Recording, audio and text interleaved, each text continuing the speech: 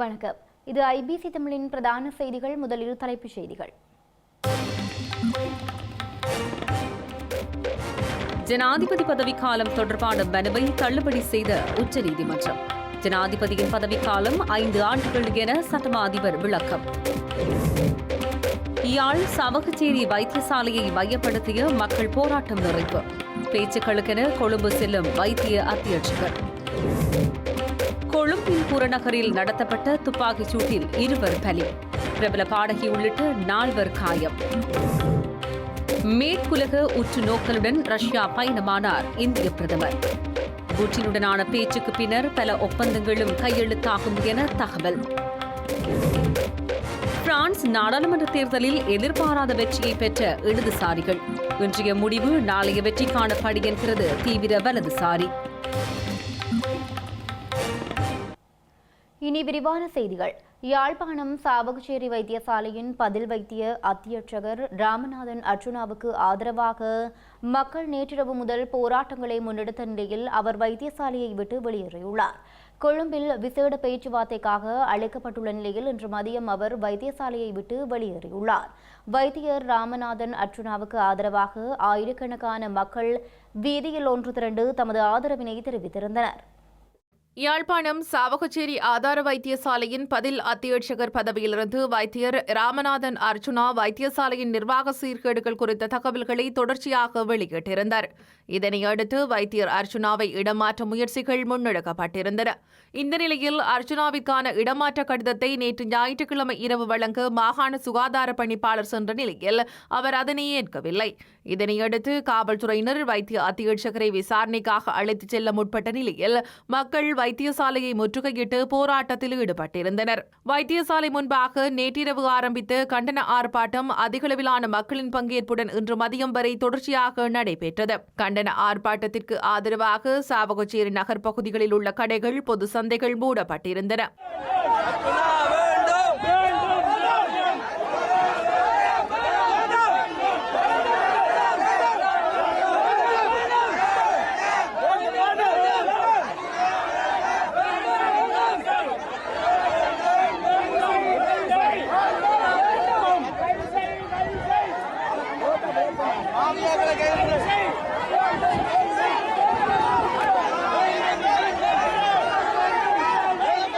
சாவகச்சேரி ஆதார வைத்தியசாலை முன்பாக போராட்டத்தில் ஈடுபட்ட பொதுமக்கள் A9 வீதியை மறித்து போராட்டத்தில் ஈடுபட்டதால் குழப்பமான சூழ்நிலை ஏற்பட்டது. இதனால் A9 வீதி ஊடான போக்குவரத்தும் பாதிக்கப்பட்டது. வீதியை மறித்து போராடுவது சட்டவிரோதமானது என காவல்துறையினர் வேண்டுகோள் விடுத்தமைக்கு இணங்க பொதுமக்கள் வீதியை விட்டு விலகி வீதியோரமாக தொடர்ச்சியாக போராட்டத்தில் ஈடுபட்டிருந்தனர். அத்துடன் அரசு வைத்திய அதிகாரிகள் சங்கத்தினர் தொடர்ச்சியாக 4 நாட்கள் பணி புறக்கணிப்பில் ஈடுபட்டு வந்த நிலையில் இன்று திங்கட்கிழமை வைத்தியர்கள் வைத்தியசாலைக்கு சென்று தமது கடமைகளை ஆரம்பித்துள்ளனர். வடக்கு மாகாண சுகாதார சேவைகள் பணிப்பாளர் சமன் பத்ரனவின் கட்டுப்பாட்டில் வைத்தியசாலை இயங்க ஆரம்பித்துள்ளதாக தகவல்கள் தெரிவிக்கின்றன. வைத்தியர் அர்ச்சுனா பொதுமக்கள் வெளியே போக சொல்லாமல் தான் வெளியேற மாட்டேன் என தெரிவித்து வைத்தியசாலையில் தங்கியிருந்த நிலையில் அவர் தங்கியிருந்த வைத்தியர் விடுதியில் குடிநீர் மற்றும் மின்சாரம் ஆகியன துண்டிக்கப்பட்டிருந்தது. இந்த நிலையில் கொழும்பிலிருந்து விடுவிக்கப்பட்ட அழைப்பிற்கு அமைய வைத்தியர் அர்ச்சுனா சாவகச்சேரி வைத்தியசாலையிலிருந்து வெளியேறியுள்ளார். தான் மீண்டும் சாவகச்சேரி வைத்தியசாலைக்கு வருவேன் என்றும் இல்லாவிட்டால் வைத்தியத்துறையை கைவிடுவதாகவும் அவர் வைத்தியசாலையிலிருந்து வெளியேறும் முன்னர் அங்கு கூடியிருந்த மக்கள் மத்தியில் தெரிவித்தார். தனக்காக குரல் கொடுத்த அனைவருக்கும் அவர் நன்றிகளை கூறியுள்ளார். உங்களுக்கு எனக்காண்டி நீங்கள் இன்றைக்கு சாகரத்துக்கு ரெடியா இதுல நிக்கிறீங்க, சரிதானே? நான் அது என்ற உயிர் போனாலும் மறக்க மாட்டேன். எனக்கு இப்ப அங்க பார்லிமெண்ட்ல இருந்து சொல்லியிருக்கணும், இந்த பிரச்சனையை பார்லிமெண்ட்ல கதைக்கிறோம்னு சொல்லியிருக்கணும், சரிதானே? அப்ப இப்ப நான் என்ன பார்லிமெண்ட்டுக்கு வர சொல்லியிருக்கணும், அங்க கதைச்சு இந்த ஹாஸ்பிட்டலுக்கு திருப்பி எனக்குரிய நியாயத்தையும் மக்களுக்குரிய நியாயத்தையும் செய்து தரேன்னு சொல்லியிருக்கணும், சரிதானே? இப்ப நான் பார்லிமெண்ட்டுக்கு போய் இது கதைக்கலைன்னு சொன்னா என்னால் இதை வின் பண்ண இயலாது, சரிதானே? சட்டப்படி நான் போய் எல்லா விஷயம் நான் இந்த வரைக்கும் அப்ப இவ்வளவு நாளும் இந்த ஹாஸ்பிட்டல் நான் ஒருத்தர கூட சாவிடையில. ஆனா 25 டாக்டர்ஸ் பிடியா இருக்கட்டும் யாரும் எல்லாரும் போய் அங்க நின்றவே செத்தா என்ன பிரச்சனை கூடுமாண்டு நான் யோசினா எந்த கையால ஒருத்தர் சாகக்கூடாது 3 நாள் நான் சாப்பிடவாதான் பார்த்துனான். உண்மையாவே இல்ல உங்களுக்கு அன்பு இருந்தேன்டா எனக்கு நான் பாக்குறேன்னு சொன்னா பிரச்சனை கூடி உங்களுக்கும் பிரச்சனை வந்து உண்மையாவே police SSP sir police SSP sir sir வந்து என்னோட உண்மையாவே வந்து கதைச்சவர். அப்போ நாங்களும் தொழில் செய்யறோம், பப்ளிக்கும் பாவம். இது உண்மையாவே பேருந்து ஒரு பிரச்சனை ஆகினாடா உங்களுக்கு ஏதாவது கூட நடக்கும் அல்லது அவைக்கு ஏதாவது கூட நடக்கும். நான் உண்மையா போலீஸ்ன்றது எங்கள ஒரு ஆக்கள் தானே, சரிதானே? சாதாரண மனுஷர் தானே, நான் யூனிஃபார்ம் போட்டு நிக்கிறேன். என்ன பொறுத்த வரைக்கும் நான் ஒரு நீதியை மதிக்கிற ஆள் மச்சான். அதால தயவு செய்து நான் சொல்றது கேளுங்க. போலீஸ் சொல்றது என்னன்னு சொன்னா, இந்த பிரச்சனையை பண்ணி பாட்டிட்டு பார்லிமெண்ட்ல போய் கதைச்சிட்டு வாங்க டாக்டர்னு சொல்லி அங்கேயும் என்னோட எல்லாருமே கதைச்சு, நான் பெரியாக்க நான் பேர் சொல்லல, அங்க வாங்கோ. இப்ப பார்லிமெண்ட்ல கதைப்பட்டு கொண்டு இந்த விஷயம் அங்க வாங்கோ, கதைச்சிட்டு திருப்பி வருவோம். ஆனா நான் ஏமாற்றப்பட்டா இந்த தமிழ் மக்களுக்காண்டி நான் ஒன்றையோட சொல்றேன், நான் டாக்டரா வாழ்க்கையில வேலை செய்ய மாட்டேன். நான் எங்கேயாவது போயிடுவேன். அது வேற, நான் போய் பார்லிமெண்ட் இப்பவும் அப்போ சட்டப்படி நான் தான் எம்எஸ். விளங்குதா உங்களுக்கு? நீங்க டிகிரி தானேடா, நீங்க டிகிரி தானே, என்ன கொண்டு விட மாட்டீங்களே பவுனியா தானே.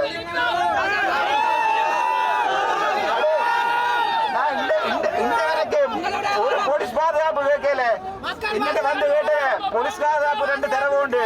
நான் சொன்னேன் அந்த போலீஸ்காருக்கு இன்னும் 2 பேரை பாதுகாப்பு போடுங்க.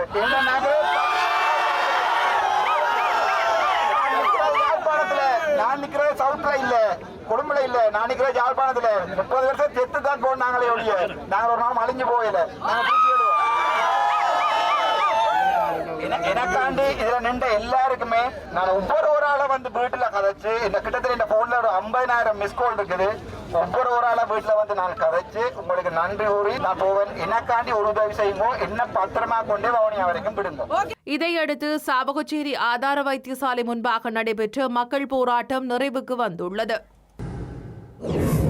இலங்கையின் தற்போதைய அரசியலமைப்பின் பிரகாரம் ஸ்ரீலங்கா ஜனாதிபதியின் பதவிக்காலம் 5 வருடங்கள் என பதில் சட்டமா அதிபர் உயர்நீதிமன்றத்துக்கு அறிவித்துள்ளார். இதனையடுத்து வர்த்தகர் லினாவா தாக்கல் செய்த மனுவை உயர்நீதிமன்றம் தள்ளுபடி செய்துள்ளது. ஜனாதிபதியின் பதவிக்காலம் முடிவடையும் திகதிகள் தொடர்பில் உயர்நீதிமன்றம் விளக்கமளிக்கும் வரை ஜனாதிபதி தேர்தலை நடத்துவதை தடுக்க உத்தரவிடுமாறு கோரி பிரபல வர்த்தகர் சேடி லினாவா கடந்த வாரம் மனு ஒன்றை தாக்கல் செய்திருந்தார். குறித்த மனு பிரதமர் நீதியரசர் ஜயந்த ஜெயசூரிய, விஜித் மலல்கொட, முர்து பெர்னாண்டோ, பிரீதி பத்மன் சூரசேன மற்றும் எஸ் துரைராஜா ஆகியோர் அடங்கிய 5 பேர் கொண்ட உயர் நீதிமன்ற அமர்வு முன் இன்று விசாரணைக்கு எடுத்துக் கொள்ளப்பட்டது. இதன்போதே பதில் சட்டமா அதிபர் சார்பில் நீதிமன்றில் இவ்வாறு அறிவிக்கப்பட்டுள்ளது. ஸ்ரீலங்கா ஜனாதிபதியின் பதவிக்காலம் தொடர்பில் தாக்கல் செய்யப்பட்டுள்ள மனு இன்று விசாரணைக்கு எடுத்துக் கொள்ளப்பட்ட போதே பதில் சட்டமா அதிபர் சார்பில் முன்னிலையான பிரதி solicitor general Kanishka D Silva இதனை தெரிவித்துள்ளார்.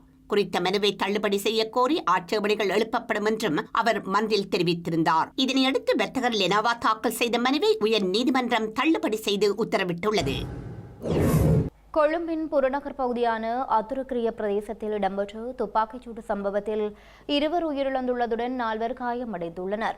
கிளப் வசந்த் என அழைக்கப்படும் சுரேந்திர வசந்த் பெரேரா உயிரிழந்துள்ளதுடன் இலங்கையைச் சேர்ந்த பிரபல பாடகி கே சுஜீவாவும் காயமடைந்துள்ளார்.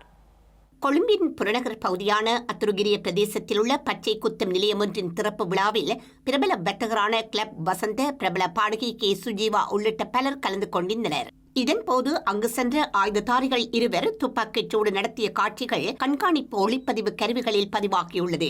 துப்பாக்கிச் சூட்டில் காயமடைந்தவர்கள் அத்துருகிரிய மற்றும் ஹோமாகம வைத்தியசாலையில் அனுமதிக்கப்பட்ட நிலையில் கிளப் வசந்த உள்ளிட்ட 2 உயிரிழந்துள்ளனர். துப்பாக்கிச் சூட்டுக்கு இலக்கான இலங்கையைச் சேர்ந்த பிரபல பாடகி கே சுஜீவாவின் காலில் காயமேற்பட்டுள்ள நிலையில் சிகிச்சைகளுக்காக அவர் கொழும்பு தேசிய வைத்தியசாலையில் அனுமதிக்கப்பட்டுள்ளார். சம்பவம் தொடர்பான விசாரணைகளை அத்துருகிரிய காவல்துறையினர் மேற்கொண்டு வருகின்றனர். அத்துடன் அத்துருகிரிய துப்பாக்கிச் சூட்டு சம்பவத்திற்கு மகளூந்தில் வந்த ஆயுததாரிகள் 256 துப்பாக்கிகளை பயன்படுத்தியுள்ளதாக காவல்துறையினரின் ஆரம்பகட்ட விசாரணைகளில் இருந்து தெரியவந்துள்ளது. துப்பாக்கிதாரிகள் தப்பிச் செல்ல பயன்படுத்தப்பட்ட மகளூந்து, கடுவெல, கொரதொட்ட பிரதேசத்தில் கைவிடப்பட்ட நிலையில் கண்டெடுக்கப்பட்டுள்ளதாகவும் காவல்துறையினர் தெரிவித்தனர். அம்பாறை கல்முனை வடக்கு பிரதேச செயலகத்தின் மீதான நிர்வாக அடக்குமுறைகளுக்கு எதிர்ப்பு 105 நாட்களுக்கு மேலாக போராட்டம் முன்னெடுக்கப்பட்டு வரும் நிலையில் இன்றைய தினம் மக்களின் பிரசனமின்றி போராட்ட களம் வெளிச்சோடி காணப்படுகின்றது. குறித்த விடயம் தொடர்பில் ஏற்பாட்டாளர்களிடம் வினவிய போது மக்கள் கதிர்காம பாத யாத்திரைகள் மேற்கொண்டுள்ளமையினால் குறித்த போராட்டத்தில் கலந்து கொள்ளவில்லை எனவும் எதிர்காலத்தில் இணைந்து கொள்வார்கள் என்றும் தெரிவித்துள்ளனர்.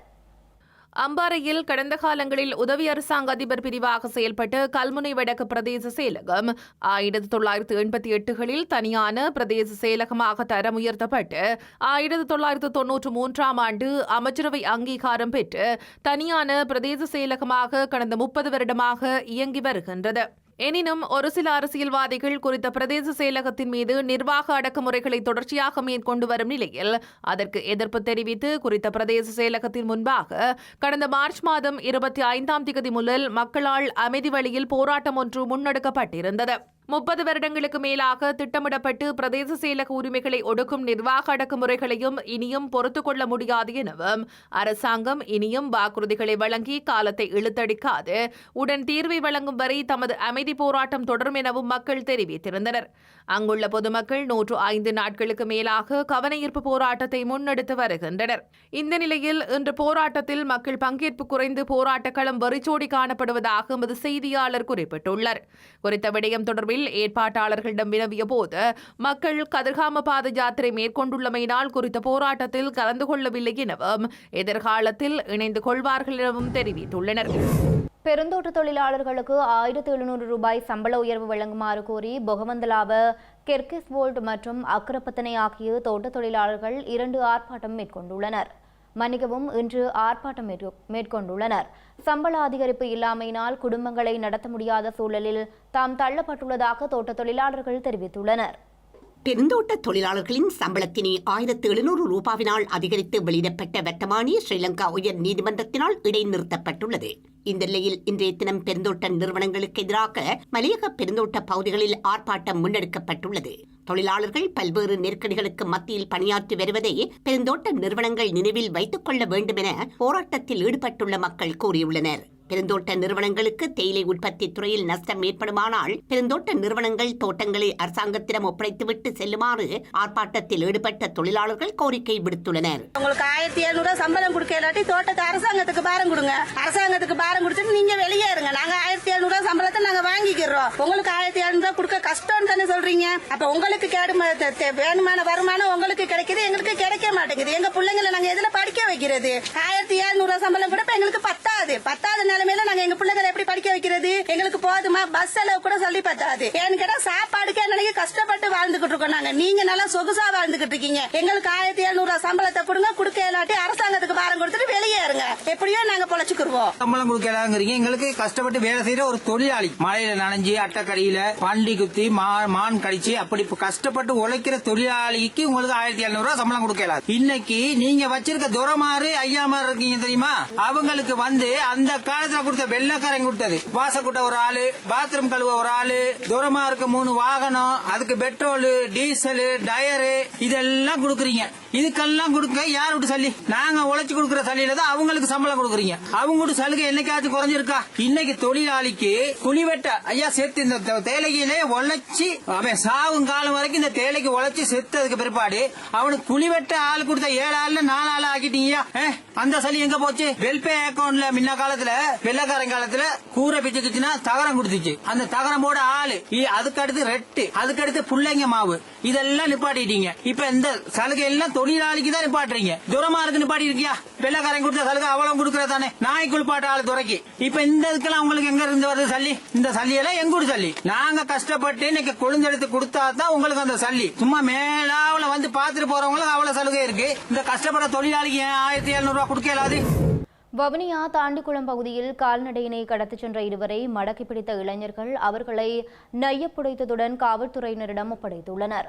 வவுனியாவில் கடந்த சில மாதங்களாக கால்நடைகள் திருடப்படும் சம்பவங்கள் அதிகரித்து செல்கின்றமை தொடர்பாக பொதுமக்களால் முறைப்பாடுகள் வழங்கப்பட்டு வரும் நிலையில் இந்த சம்பவம் இடம்பெற்றுள்ளது.